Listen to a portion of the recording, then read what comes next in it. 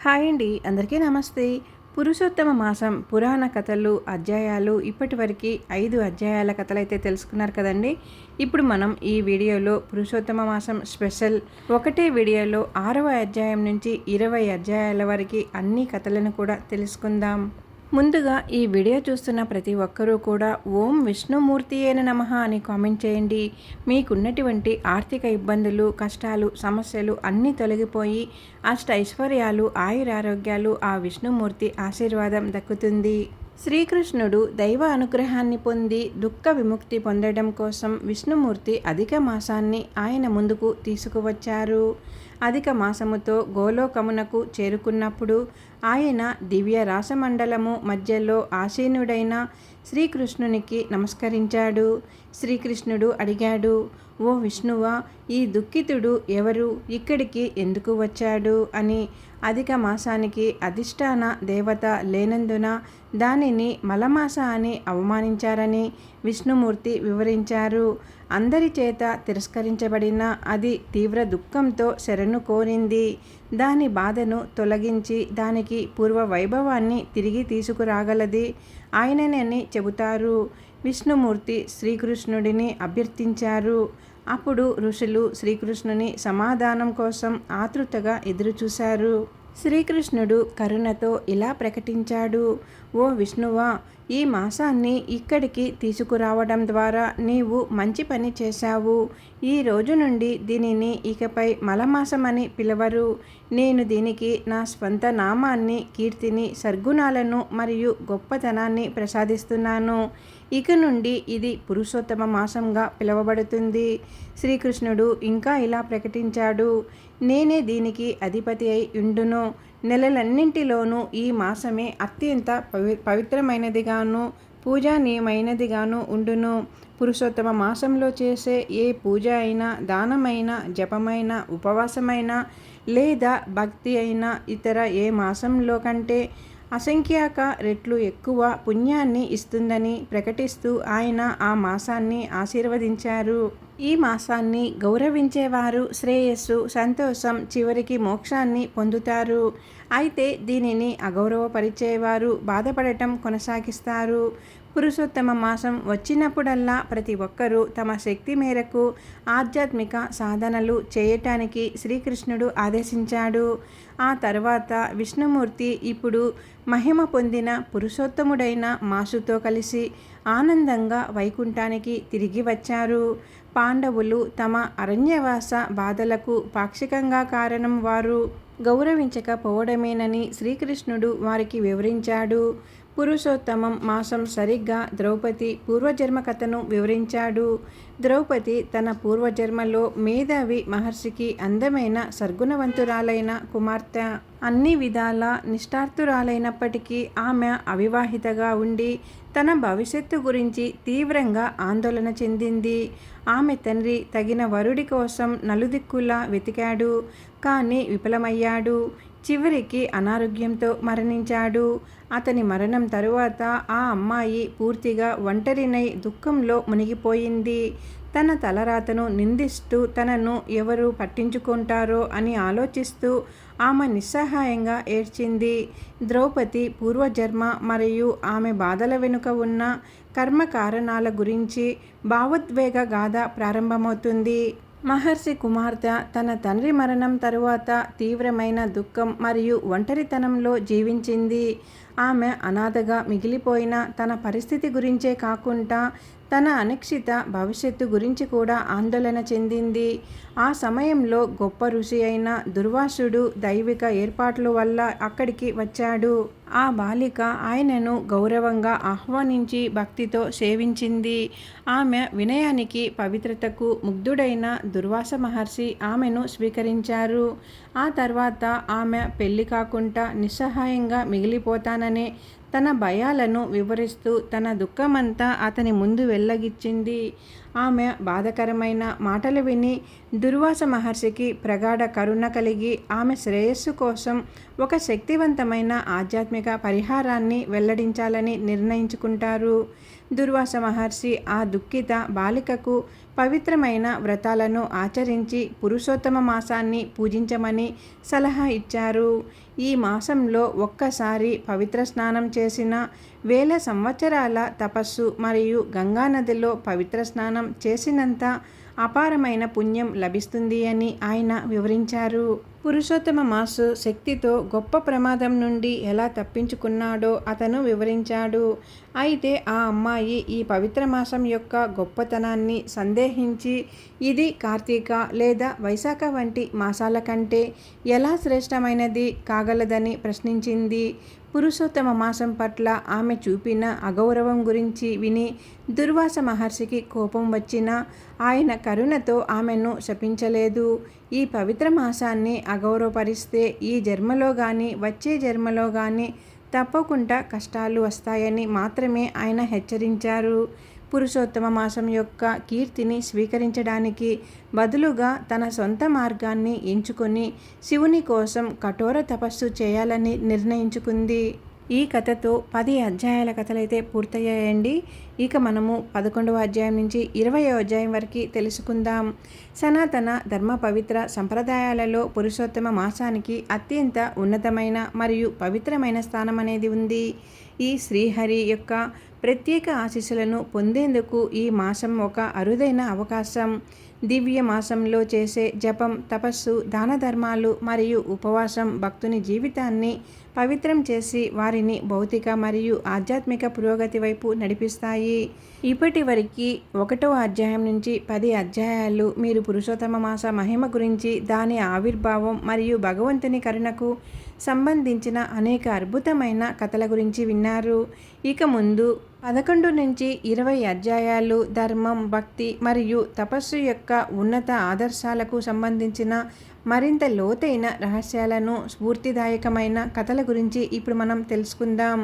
ఇప్పుడు విశ్వాసం మరియు భక్తితో పురుషోత్తమ మాస మహత్తు గాథలో 11 నుంచి 20 అధ్యాయాలలోని దివ్య కథలను ఆస్వాదిద్దాం మరియు జీవితాన్ని సద్గుణమయం, ధర్మమయం చేసుకోవటానికి స్ఫూర్తిని పొందుదాం.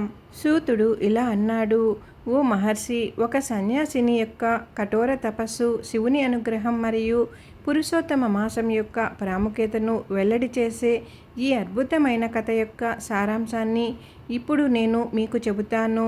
నారదుడు ప్రశ్నకు నారాయణుడు ఇలా సమాధానమిచ్చాడు: ఒకానొకప్పుడు ఒక మహర్షి కుమార్తె శివుణ్ణి తన భర్తగా పొందాలనే తపనతో చాలా కఠోర తపస్సును ప్రారంభించింది.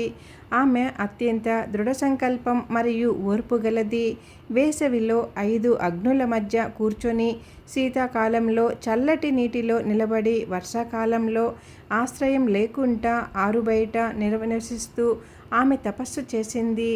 ఈ విధంగా వేల సంవత్సరాల తపస్సుతో ఆమె శరీరం క్షీణించినప్పటికీ ఆమె భక్తి మరియు సంకల్పం చెక్కు చెదరలేదు. ఆమె కఠోర తపస్సును చూసి ఇంద్రుడు కూడా ఆందోళన చెందాడు. కానీ ఆ బాలిక తన లక్ష్యం నుండి చలించలేదు.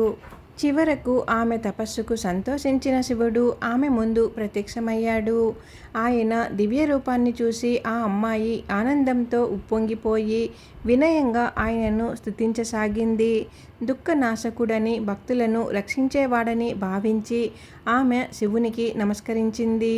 ఆమె భక్తికి సంతోషించిన శివుడు, ఓ సన్యాసిని, నేను నీ పట్ల ప్రసన్నుడయ్యాను.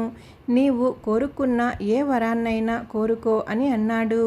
ఇది విని ఆ అమ్మాయి అత్యంత ఆనందపడి, ఓ ప్రభు, నాకు ఒక భర్త ప్రసాదించు, నాకు ఒక భర్తను ప్రసాదించు అని అదే వరాన్ని పదే పదే కోరింది. ఆమె ఈ కోరికను 5 సార్లు పునరావృతం చేసింది. అప్పుడు శివుడు చిరునవ్వుతో, ఓ సుందరి, నీవు 5 సార్లు భర్తను కోరావు కాబట్టి నీ వచ్చే జన్మలో నీకు 5గురు భర్తలు ఉంటారు. వారందరూ ధైర్యవంతులుగా, ధర్మశాస్త్ర జ్ఞానం కలవారుగా, సద్గుణవంతులుగా ఉంటారు అని అన్నాడు. ఇది విని ఆ అమ్మాయి దుఃఖానికి లోనైంది. ఆమె చేతులు జోడించి, ఓ ప్రభూ, ఈ లోకంలో స్త్రీకి ఒక్కడే భర్త ఉంటాడు. 5గురు భర్తలు ఉండటం సామాన్యులకు విరుద్ధం. దయచేసి నన్ను నవ్వించే వరాన్ని ప్రసాదించవద్దు అని వేడుకుంది. అప్పుడు శివుడు గంభీరంగా మారి ఇలా అన్నాడు: ఓ అమ్మాయి, ఇదంతా నీ పూర్వకర్మల ఫలితమే. నీ పూర్వజన్మలో నువ్వు మహర్షి దుర్వాసుడిని అవమానించి పురుషోత్తమ మాసాన్ని అగౌరవపరిచావు. దాని కారణంగానే నీవు ఈ ఫలితం లభించింది. ఈ జన్మలో నీకు భర్త సుఖం ఉండదు. కానీ వచ్చే జన్మలో నువ్వు యోని లేకుండా జన్మించి 5గురు భర్తల సుఖాన్ని అనుభవించి చివరికి పరమపదాన్ని పొందుతావు.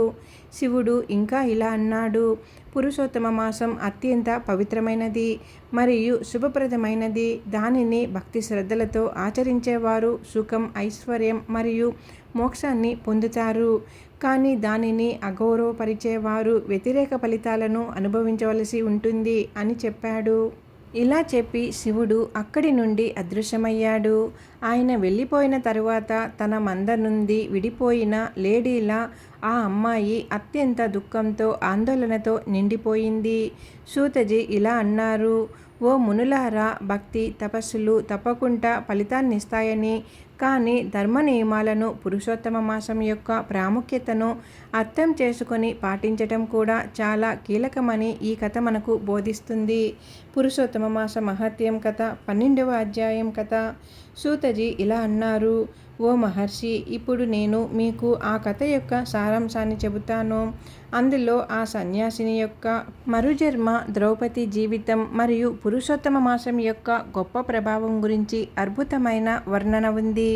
నారదజీ వినయంగా ఇలా అడిగారు: ఓ ప్రభు, శివుడు అదృశ్యమైనప్పుడు ఆ బాలిక దుఃఖంతో ఏం చేసింది? అప్పుడు నారాయణుడు ఇలా అన్నారు: ఓ నారద, ఒకప్పుడు యుధిష్ఠిర మహారాజు శ్రీకృష్ణుడిని ఇదే ప్రశ్న అడిగాడు.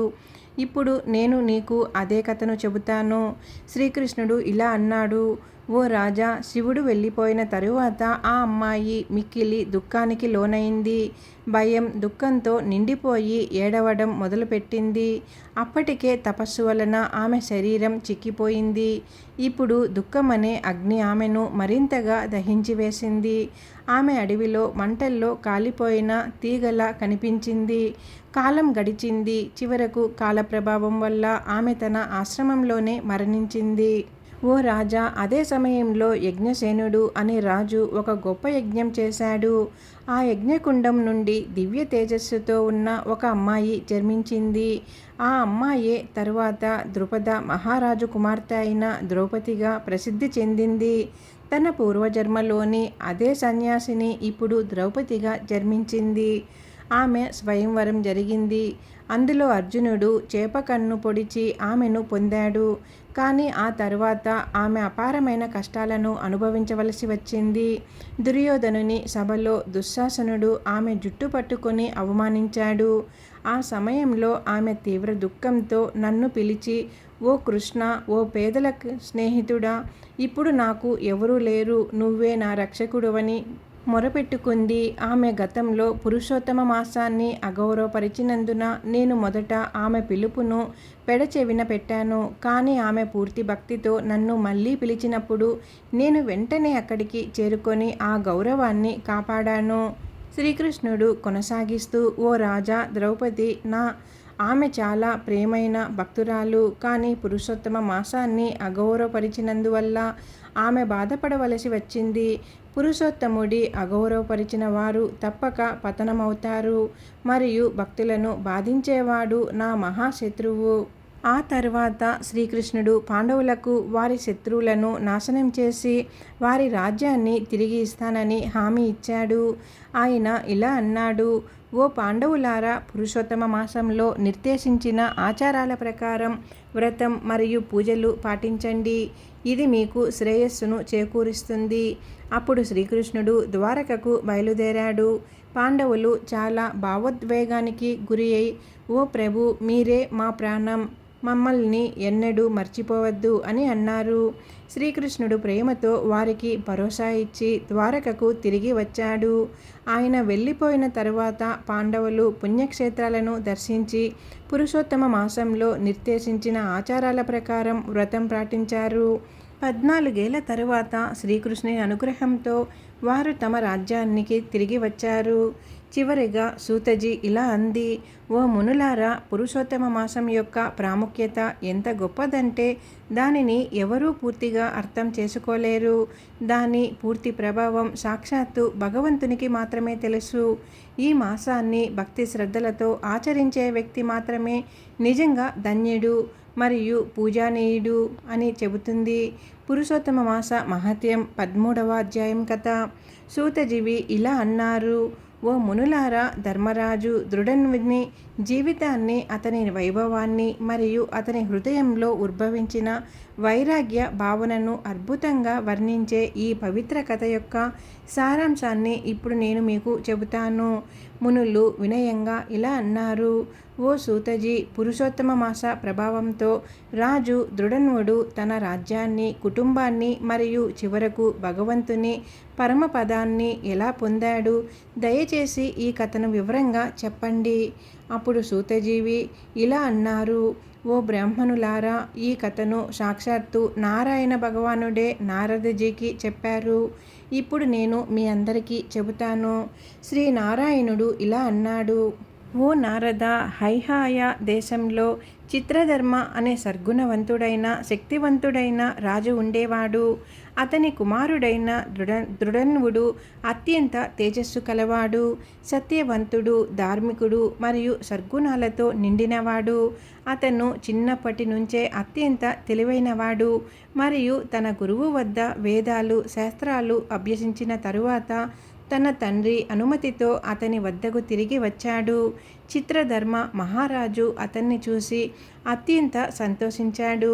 సమయం వచ్చినప్పుడు చిత్రధర్మ మహారాజు సన్యాసం స్వీకరించి రాజ్యాధికారాన్ని దృఢన్వుడికి అప్పగించి తపస్సు చేయటానికి అరణ్యంలోకి వెళ్ళాడు. అక్కడ శ్రీకృష్ణుడిని స్మరించుకుంటూ ఆయన ధ్యానం చేసి చివరికి పరమానందాన్ని పొందాడు. దృఢన్వ మహారాజు తన తండ్రిని కోల్పోయినందుకు దుఃఖించాడు. కానీ అతను ధర్మం ప్రకారం అన్ని క్రతువులకు ఆచారాలను పూర్తి చేసి ఆ తరువాత రాజ్య పరిపాలనను తిరిగి చేపట్టాడు. అతను గొప్ప న్యాయం, ధైర్యం మరియు సద్గుణాలు గల రాజు. అతని భార్య గుణసుందరి, అత్యంత అందమైనది మరియు తన భర్త పట్ల అంకిత భావంతో ఉండేది. వారికి 4 ధైర్యవంతులైన కుమారులు మరియు 1 కుమార్తె ఉన్నారు. దృఢన్వ మహారాజు రాజ్యం ఐశ్వర్యంతో సుఖ సంతోషాలతో వర్ధిల్లింది. అతను జ్ఞానం, ధైర్యం మరియు రాజనీతిలో నిష్ణాతుడు మరియు తన శత్రువులను నాశనం చేయగల సమర్థుడు. కానీ ఒకరోజు అతని మనస్సులో ఒక తీవ్రమైన ఆందోళన తలెత్తింది. ఒక రాత్రి అతను ఇలా ఆలోచించాడు: నేను ఏ ప్రత్యేక తపస్సు చేయలేదు, దాన ధర్మాలు చేయలేదు, ఏ కర్మకాండలు చేయలేదు. ఎన్నో యజ్ఞాలు చేశాను, అయినా ఇంత సంపదను ఎలా పొందాను? దీనికి కారణమేమిటి? ఈ ప్రశ్న అతని మనస్సును కలవరపెట్టింది. మరుసటి రోజు అతను అడవిలో వేటకు వెళ్ళాడు. అక్కడ ఒక జింకను తరుముతూ అతను ఒక దట్టమైన అడవికి చేరుకున్నాడు. దాహంతో అతను ఒక సరస్సులోని నీటిని తాగి ఒక పెద్ద మర్రి చెట్టు కింద విశ్రాంతి తీసుకున్నాడు. అదే క్షణంలో ఒక అద్భుతమైన శుకలపక్షి అక్కడికి వచ్చి ఒక గంభీరమైన శ్లోకాన్ని మానవ స్వరంతో పదే పదే పఠించటం ప్రారంభించింది. ఓ మానవ, ఈ ప్రపంచంలోని అశాశ్వతమైన సుఖాలలో చిక్కుకొని ఆత్మ యొక్క సారాంశాన్ని ధ్యానించకపోతే ఈ జగత్తు అనే సముద్రాన్ని ఎలా దాటగలవు? ఆ శ్లోకం విని రాజు ఆశ్చర్యచకితుడయ్యాడు. ఇది ఏదైనా దైవ స్వరూపమా అని అతను ఆలోచించటం ప్రారంభించాడు. నన్ను రక్షించడానికి వచ్చిన సుఖదేవుడేనా ఈయన? అదే సమయానికి ఆయన సైన్యం వచ్చి ఆ చిలుక అదృశ్యమైంది. ఆ గంభీరమైన మాటలను మనసులో పెట్టుకొని రాజు తన నగరానికి తిరిగి వెళ్ళాడు. ఆయన మనసు ప్రపంచం నుండి దూరం అవ్వడం మొదలైంది. ఆయన మౌనంగా ఉండిపోయాడు. ఆహారం మానేశాడు. ఎవరితోనూ మాట్లాడలేదు.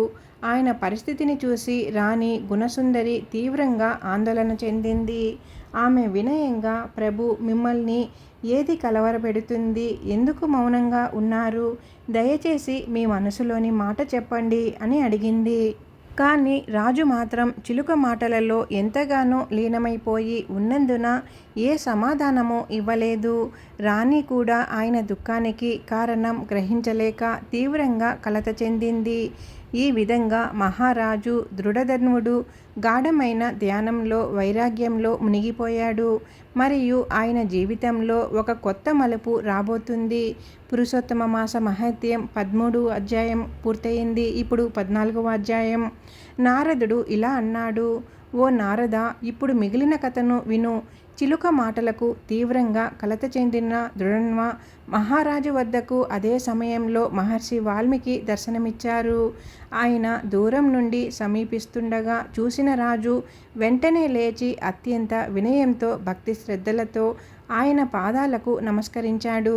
కృతువుల ప్రకారం ఆయనను పూజించిన తరువాత ఆయనను ఒక ఉత్తమమైన ఆసనంపై కూర్చోబెట్టి తన చేతులతో ఆయన పాదాలను కడిగి ఎంతో ఆనందంతో ఆ పాదాలన్నిటినీ తన నుదుటికి రాసుకున్నాడు. అప్పుడు చిలక మాటలను స్మరించుకుంటూ మధురమైన స్వరంతో ఇలా అన్నాడు: ఓ ప్రభు, ఈరోజు నేను ధన్యుడను. మీ దర్శనం వలనే నా జీవితం సఫలమయ్యింది. ఈరోజు నా కోరికలన్నీ నెరవేరాయి. మీ దర్శనం ద్వారా నేను శాస్త్రాల సారాన్ని గ్రహించాను. నా అదృష్టాన్ని వర్ణించటం కష్టం. రాజు యొక్క వినయపూర్వకమైన మాటలు విని మహర్షి వాల్మీకి అత్యంత సంతోషించి, ఓ రాజా, మీరెందుకు ఇంతగా కలత చెందుతున్నారు అని అన్నారు. మీ సందేహాలను సంకోచం లేకుండా వ్యక్తపరచండి. అప్పుడు వాటిని నివృత్తి చేయవచ్చు. అప్పుడు దృఢన్వ మహారాజు ఇలా అన్నాడు: ఓ మునీసా, మీ పాదాభిషేకం వల్ల అంతా ఆహ్లాదకరంగా ఉంది. కానీ నా హృదయంలో ఒక తీవ్రమైన సందేహం తలెత్తింది. అడవిలో ఒక చిలుక నాకు ఒక రహస్యమైన మాట చెప్పింది. ఈ ప్రపంచం యొక్క అనంతమైన సత్యం. తెలుసుకున్నారు కదండి. పురుషోత్తమ మాస అధ్యాయాల కథలు 6వ అధ్యాయం నుంచి 14వ అధ్యాయం వరకు, అంటే 9 అధ్యాయాల కథలు అయితే తెలుసుకున్నారు కదా.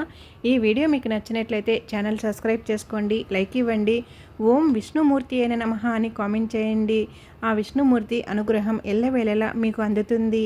మన ఛానల్ కొత్తగా చూస్తుంటే ముందుగా మన ఛానల్ సబ్స్క్రైబ్ చేసుకొని ఛానల్లోకి వెళ్ళి మన వీడియోస్ అన్నీ కూడా చూడండి. ఎలా ఉన్నాయి ఏంటి అనేది కామెంట్ చేయండి.